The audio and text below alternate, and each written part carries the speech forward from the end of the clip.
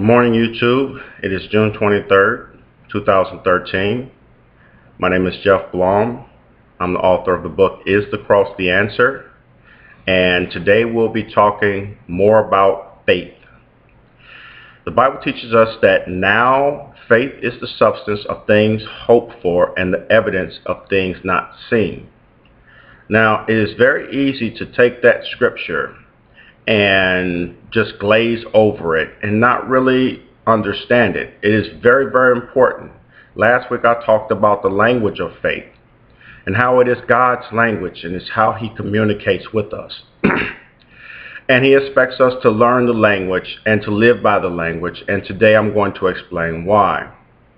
So it is important that when we hear things in the scripture about new covenant faith, the new covenant is those chapters of the book of the Bible that are after from Matthew on to Revelation.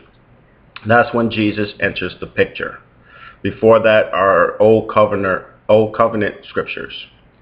So if we look at that scripture, now faith is, and you just stay right there before reading the rest of the scripture, you will realize that the most important word is now. I'm talking to you right now. 1 second from now, I am then in that now moment.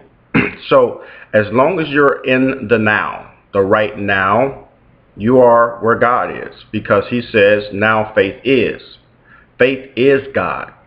He is in the now. Remember, I said God doesn't live in time. He lives outside of time. Therefore, if God entered time, he would enter it in that now moment. He wouldn't enter it in the past. He wouldn't enter it in the future, because he is not bound by time. So he doesn't have to go back to the past. He doesn't have to enter into the future. He enters into whatever that now moment is. And since he dwells in us, where we are at that moment, that is where God is. If you are born again, the Bible teaches us that the Spirit of the Lord lives within us. We are now his temple. In the Old Testament, the temple was a building. A lot of Christians today, born again believers as well, not all Christians are born again believers, just understand that, believe that their church is God's temple.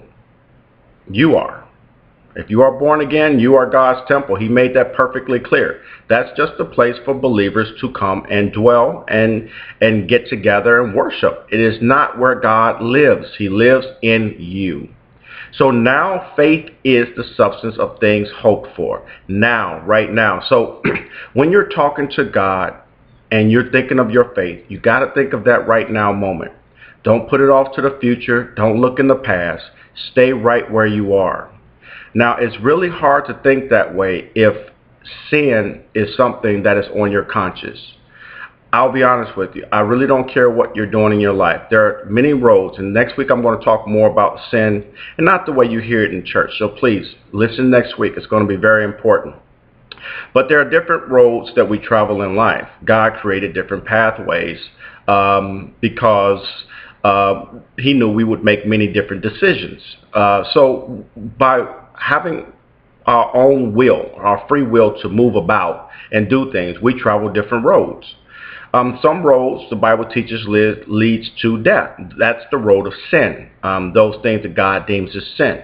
But the good news is the road to redemption is always there for you to just get back on immediately. That's what God says. You don't have to do what they had to do in the Old Testament and keep asking for forgiveness of sins year after year. You have been forgiven once and for all time. And I'm going to show you that in the scriptures right now. If you are born again, Hebrews chapter 10, verse 2. I'm going to start reading from there in the New Living Translation. If they meaning Old Testament believers, if they could have provided perfect cleansing, that means the sacrifices that the priest would offer for the sins in the Old Testament to the Old Testament believers. If they could have provided perfect cleansing, the sacrifices would have stopped. It would have stopped if the sacrifices were perfect, but they didn't. For the worshipers would have been purified once and for all time, and the feelings of guilt would have disappeared. Very, very important. The sacrifices weren't good enough, so they kept feeling guilt over and over again. If you are a born-again believer and you are feeling guilt, it is hard for you to walk by faith because you're constantly thinking about, what can I do to please God? What can I do to have him forgive me? And on and on and on. And you get caught in a fog. You got to get out that fog. You got to realize you're not perfect. The perfect sacrifice has been made. His name is Jesus the Christ, or the Anointed One, the Messiah, Yeshua. He did it. It's over. You need to find that road of faith. That's the road that leads to all things, including the kingdom. I will talk about the kingdom. The kingdom is now, because now faith is, and everything revolves around faith. It is God's language. If you find faith, you find now where faith is.